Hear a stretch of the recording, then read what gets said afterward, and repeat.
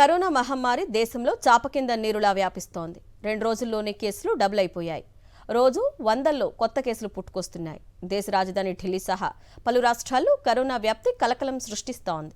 తాజా పరిస్థితిపై సమీక్ష నిర్వహించిన ఆయుష్ మంత్రిత్వ శాఖ హాస్పిటల్స్లో సౌకర్యాలపై రివ్యూ చేసింది. దేశంలో కరోనా డేంజర్ బెల్స్ మోగుతున్నాయి. కొత్త కేసులు వేగంగా పెరుగుతున్నాయి. క్రియాశీల కేసుల సంఖ్య 3000 దాటిపోయింది.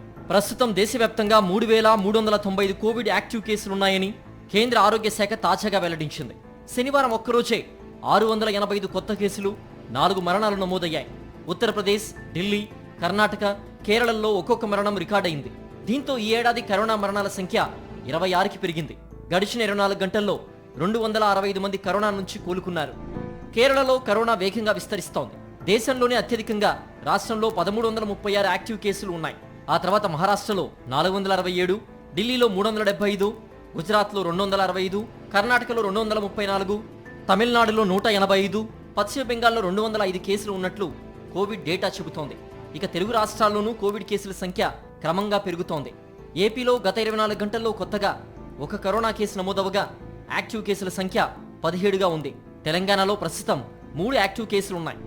JN1 sub variants NB 1.8.1, LF7 ప్రభావంతో దేశంలో కరోనా కేసులు పెరుగుతున్నట్లు కోవిడ్ టాస్క్ ఫోర్స్ ఇన్సాకాగ్ ఇప్పటికే వెల్లడించింది. ఈ ఒమిక్రాన్ ఉపరకాల కారణంగానే సింగపూర్లో వేలల్లో కోవిడ్ కేసులు నమోదవుతున్నాయి. అయితే భారత్లో వైరస్ తీవ్రత తక్కువగానే ఉందని, భయపడాల్సిన అవసరం లేదని కేంద్ర ఆరోగ్య శాఖ తెలిపింది. ఎప్పటికప్పుడు పరిస్థితిని సమీక్షిస్తున్నామని పేర్కొంది. జ్వరం, జలుబుతో బాధపడే పిల్లల్ని స్కూల్స్కు పంపవద్దని కర్ణాటక వైద్య ఆరోగ్య శాఖ అడ్వైజరీ జారీ చేసింది. కోవిడ్ కొత్త వేరియంట్స్ NB 1.8.1, LF7 బారిన పడిన వారిలో ముక్కుదిబ్బడ, జీర్ణాశయాంతర సమస్యలు, వికారం, దీర్ఘకాలిక అలసట, తలనొప్పితో పాటుగా జ్వరం, దగ్గు, గొంతు నొప్పి వంటి ఇన్ఫ్లుయెన్జా లక్షణాలు కనిపిస్తున్నాయి.